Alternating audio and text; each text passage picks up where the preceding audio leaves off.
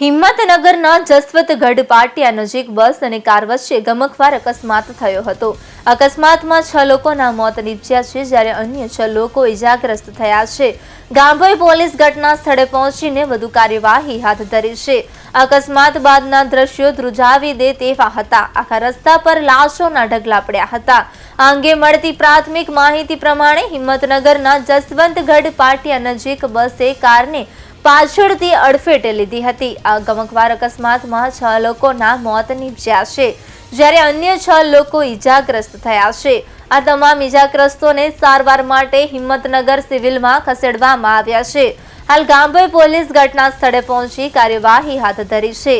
આ ગમખ્વાર અકસ્માત બાદ મોટી સંખ્યામાં સ્થાનિક લોકો ત્યાં આવી ગયા હતા, સાથે 108 એમ્બ્યુલન્સની ટીમો પણ તાત્કાલિક ત્યાં આવી પહોંચી હતી, જેમાં ઇજાગ્રસ્તોને સારવાર માટે લઈ જવામાં આવ્યા છે।